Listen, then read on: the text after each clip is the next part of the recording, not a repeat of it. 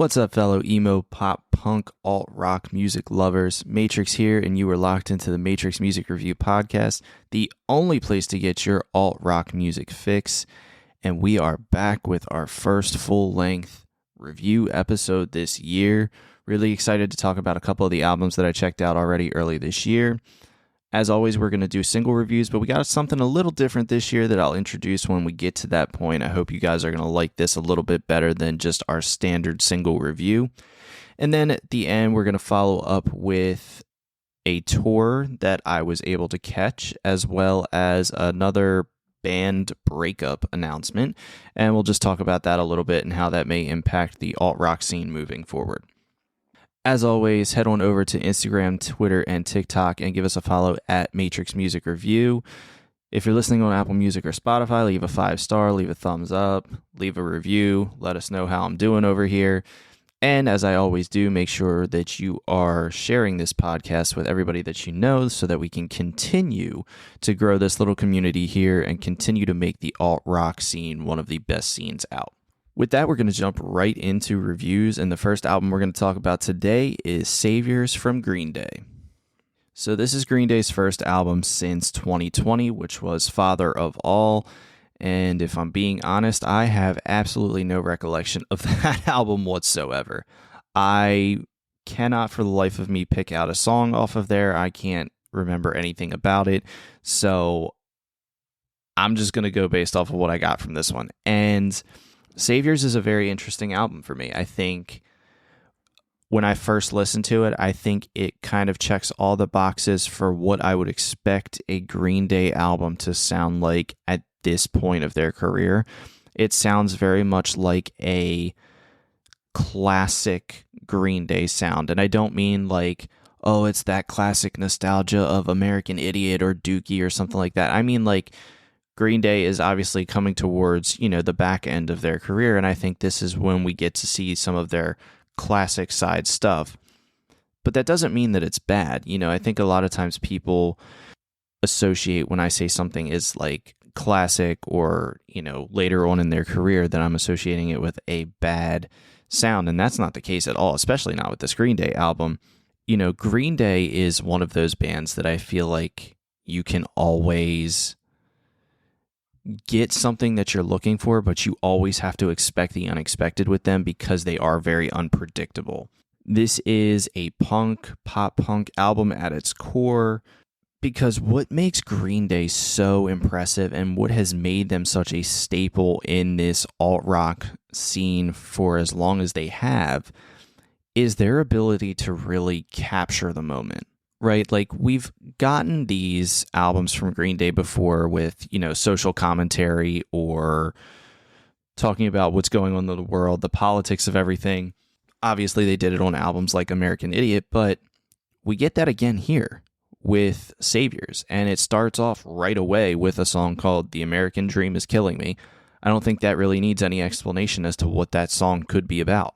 And I think that's why Green Day's really connecting again on such a specific level, because back when Green Day released American Idiot, I feel like a lot of people got that and were like, yep, I get it, I agree with it, I'm all on board, and now they're kind of doing the same thing here with Saviors, and obviously it's not as striking as of a title as American Idiot is, but when you get tracks like The American Dream Is Killing Me, or Strange Days Are Here to Stay, or Living in the 20s, we get tracks like that, you can kind of assume that they're really going to basically attack what's going on in the world today and just put it on blast, and that's what Green Day does best. One of the tracks that stood out to me right away, specifically, lyrically, was Dilemma. I think it had a couple of different kind of very striking lyrics in it, where we had a statement that was, welcome to my nightmare, where dreams come to disappear, and I guess I'll sit around in rehab feeling like a lab rat. And I feel like those are just some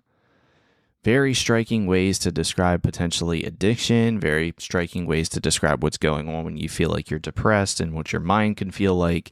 So that's another spot where like Green Day always has stood out to me. They always have just these striking, different lyrics that really make you think. And then the unpredictable nature of Green Day strikes again in a song called Corvette Summer.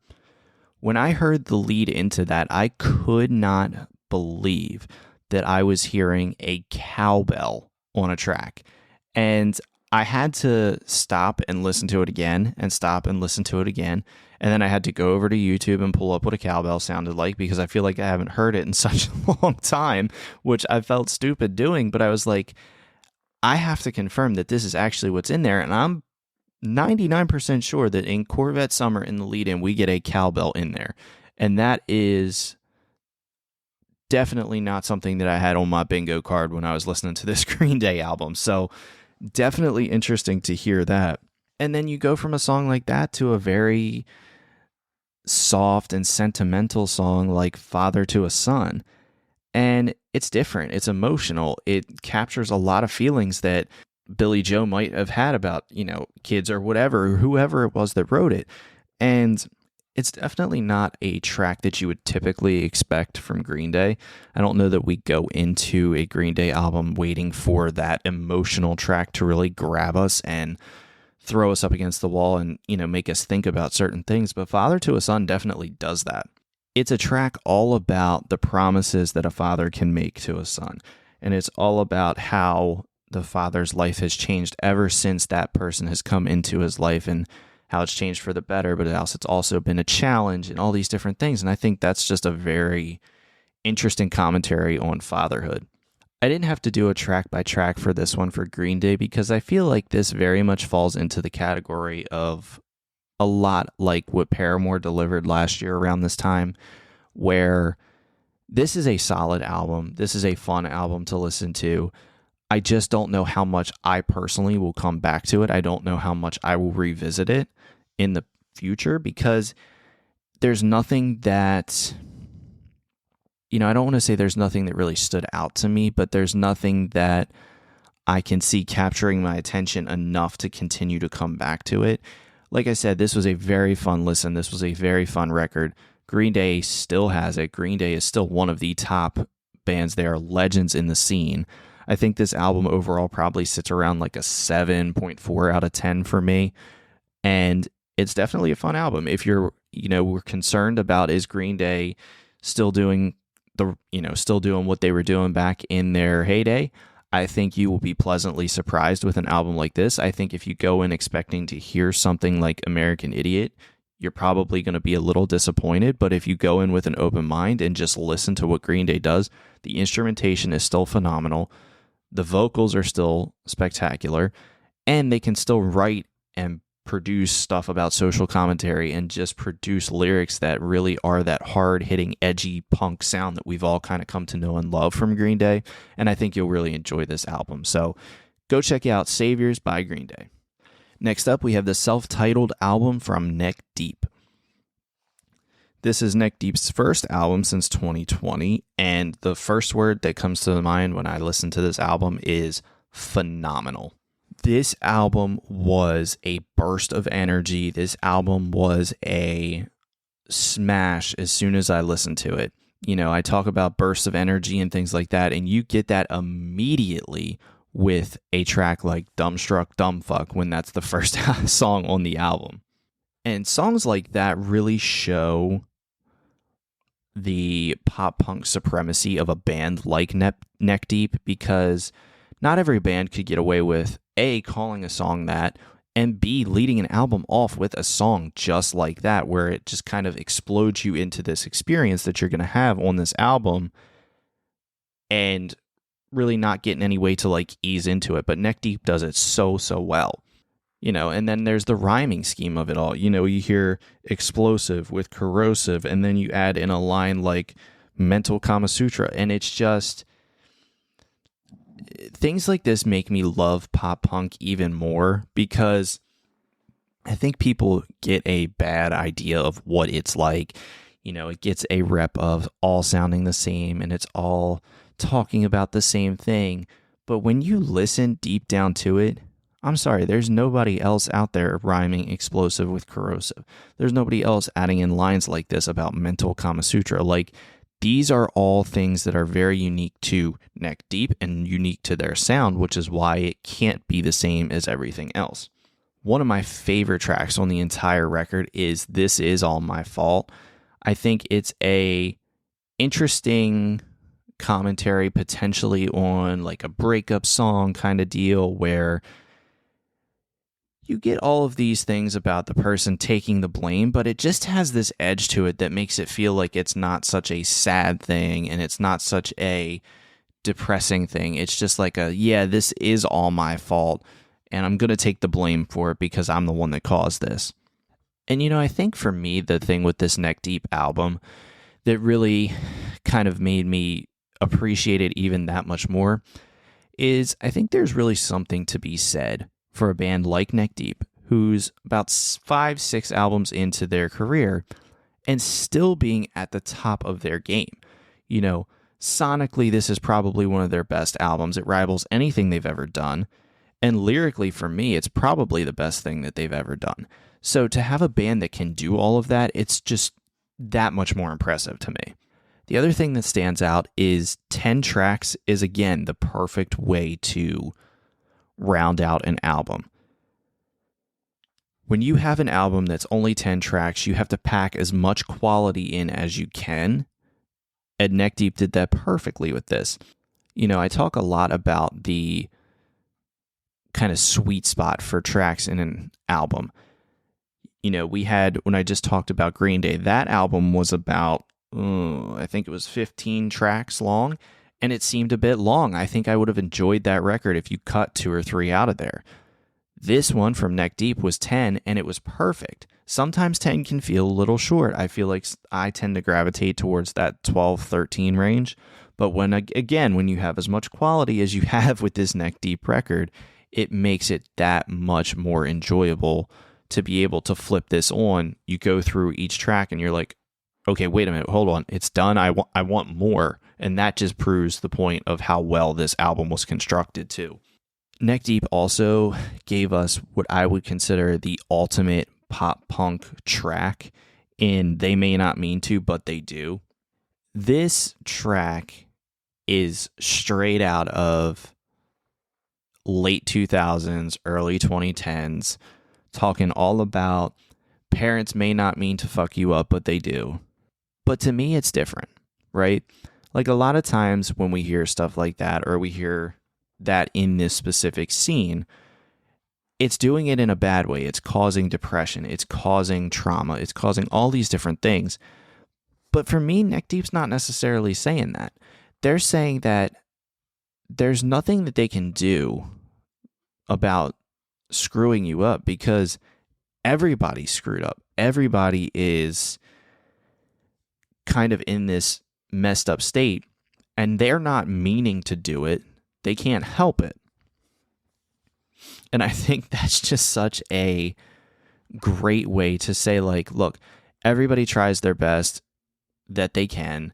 Sometimes their best just isn't good enough and it's going to cause problems for you, but just know that what they're doing is their best for you. And I think that's just a very, very interesting way to do that. And it's a interesting song to put in an album like this where there is so much upbeat energy. And then I think you can't talk about this album from Neck Deep without talking about the album ender, Moody Weirdo. What an absolute killer name for a track, first of all, especially in this scene. I don't know how many times people have probably been called a moody weirdo in their lives. I feel like I've been called that a few times in my life.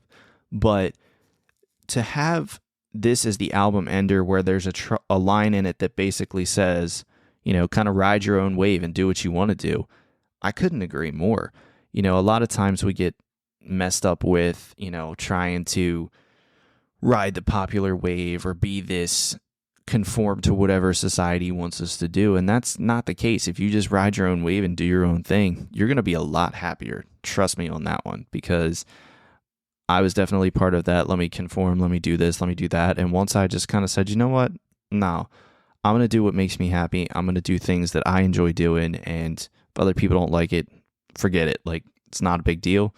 It's made me a much happier person. So definitely can agree with Neck Deep on that. Look, I think when we're talking about this album from Neck Deep, we got to say that it's an early album of the year contender. I mean, I know that sounds crazy to say, but when you start the album of the year cycle off with one like this, I cannot wait to see what else we're going to get. For me, this one probably sits at an 8.7 out of 10. I mean, it was that good to me. And if you haven't heard it yet, gotta go check it out. The self-titled album from Neck Deep. And the last album that we're going to talk about is Can We Start Over from Charlotte Sands. This is Charlotte's debut album. We got a bunch of singles last year, and what a solid debut from Charlotte here. I think I was very intrigued by Charlotte all of last year with all of the singles that we got. This is an artist that's really been on my radar for quite some time now because I felt like we were building this momentum. And I was really excited to see 4 tracks from them last year, and I just was waiting for that album to come out and waiting for that announcement. And when we got it towards the end of last year, I was already circling that date on the calendar, so I knew when that one was coming. You know, I've seen Charlotte kind of grow in popularity and just generate a lot of buzz about her as well. And that was impressive. And to put the 4 tracks from last year on here, I think was a great move. And then to have the quality of additional tracks made it that much more of an enjoyable experience. You know, one of the songs right away that stood out to me was Spite. Spite has just this bite and edge to it that really, the lines in it that says, I'm going to get famous out of spite, I'll be your biggest regret. And it's almost like you can feel Charlotte kind of almost talking to you about this and talking to you that this is something that she's basically saying to you, like, you're the person that's causing her to get famous out of spite. Like, that's kind of how I felt when I was listening to this. I was like, damn, I feel like she's really coming at me for this. You know, and I think this theme throughout this album is that you have these like pop punk, pop rockish vocals with these edgy, biting lyrics and a powerful delivery. I think that's what really is the big thing, is that Charlotte's delivery is so powerful and so convincing as well that the clean production behind it just makes it such a fun experience and such a good listening experience. You know, I think if you're talking to me about a favorite off this album, it's definitely the Point North collaboration. Their vocals on this track blend so well together that it was almost unexpected. I mean, I knew that a Point North collaboration was going to sound interesting to begin with, but when I heard the blending of the vocals together, it was just phenomenal. And I think we also kind of get that like slow down at the end as well, where we get an acoustic track like Die in This Room that kind of puts us towards the very end. And I think it's very clever to make the last track on this album, Can We Start Over? I think maybe it wasn't intentional, maybe it was, but for me, when you're putting an album ender as a song called Can We Start Over, that's almost giving people this like internal thought of like, oh yeah, I can start this album over again and go through this all over again. And I think this track in particular has a very haunting end. What I'm talking about with this is you can hear there's like this swell and this buildup that you feel like is coming, and I'm waiting and just waiting for this explosion of production to come in with like heavy guitars, heavy drums. And you get that a little bit, but I don't think I got it as much as I was expecting, which even makes it more of a creativity burst here from Charlotte. So I think this album is a really great introduction as to who Charlotte Sands is as an artist. I think it's a great introduction into what she has to say and her sound. I really can't wait to continue to see her star rise. I think this is only going to be the beginning for her. And overall, I think this album is probably an 8 out of 10 for me, just an 8 flat. It was a really enjoyable experience. If you're wondering if you should check her out, you definitely should. Go check out the debut album from Charlotte Sands, Can We Start Over? That wraps it up for our albums, and now we're going to move into our singles. Now, I know I usually just grab a bunch of singles, talk a little bit about each one, and then, talk about a discovery or something like that. We're going to do things a little different this year. Each podcast, I may or may not talk about individual singles. We'll see how many there are. If there's anything specific that I want to touch on a single, I will. I'm probably going to stick with doing like a discovery of the week each time we do this, whether it's somebody new to me or somebody that I think you guys may need to know about. We'll jump them in there. And then at the podcast at the end of each month, what I will do is I will give you my top 5 singles of the month that came out that month, and we'll just go through those pretty quickly. So that's what we're going to do today. End of the month, going to give you my top 5 singles from January, and I'm going to give you a bonus discovery in there as well, because the discovery is part of the top 5 this month. It's Kool-Aid by Bring Me the Horizon. This was a perfect start to 2024.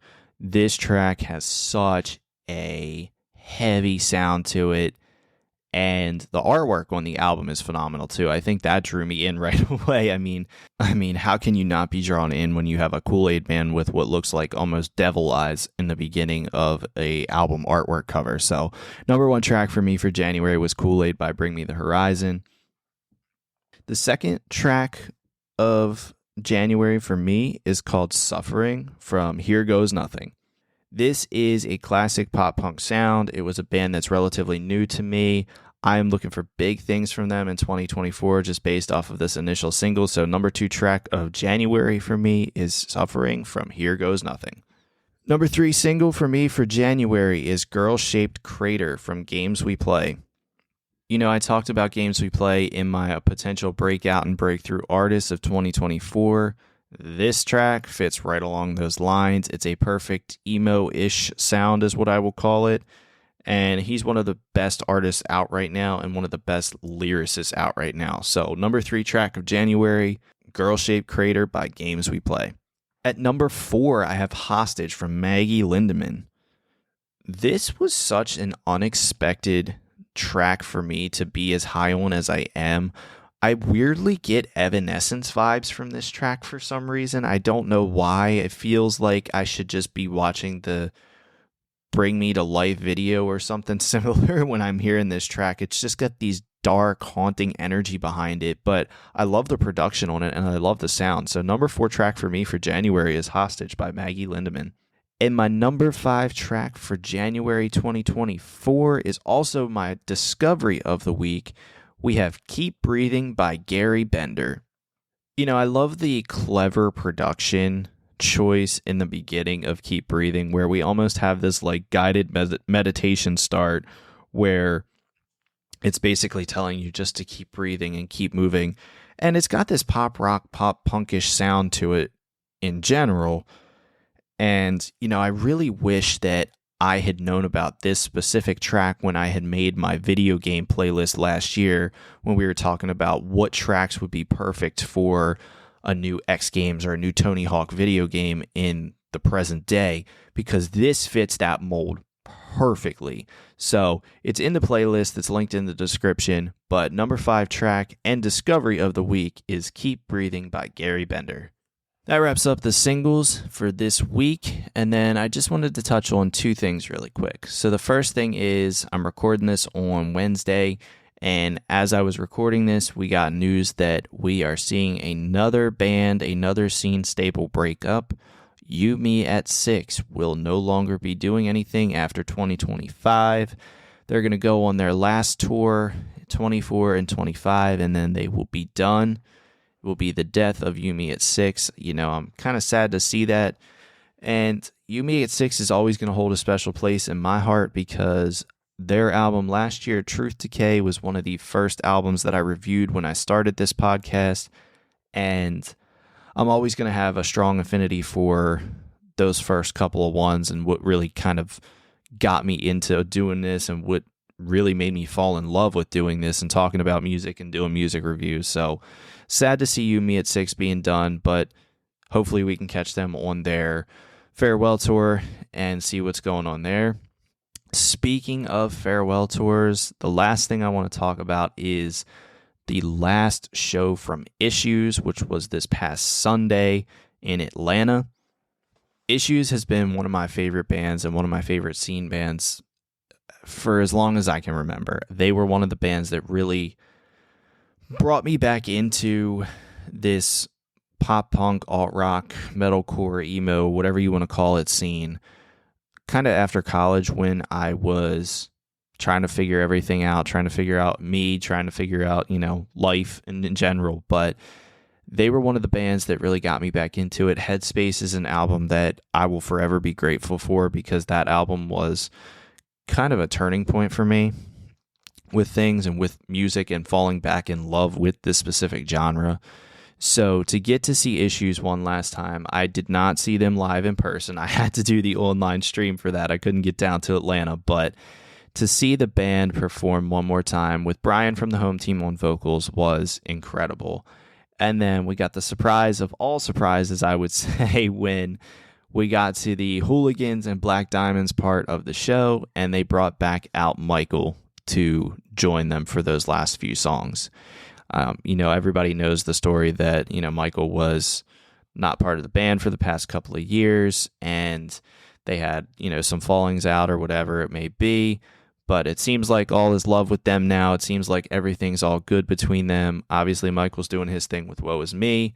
Skylar's dropping solo stuff. And little tidbit that I heard from them during this is that AJ is working on a solo project. So hopefully we get to hear that soon. I would be very interested to hear what AJ sounds like in a solo setting. But just wanted to touch on Issues real quick, because I feel like that band is one that does not get enough love as they should, and just for being as important to the scene as I feel like they were. I feel like a lot of people are going to miss that band and miss that sound. So sad to see Issues go, but glad that I got to see them actually perform live one last time with that last show in Atlanta.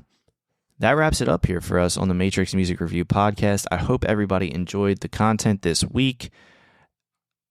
Stay tuned. We're going to continue doing our reviews like we always do, and I got something really, really special coming for you guys in the next couple of months. I have a big idea coming in terms of content for you guys. I hope you guys enjoy this one. I'm working really hard to get this out there for everybody, and I think you're going to love it when you see it. But in the meantime, head on over to Instagram, Twitter, and TikTok and give us a follow at Matrix Music Review.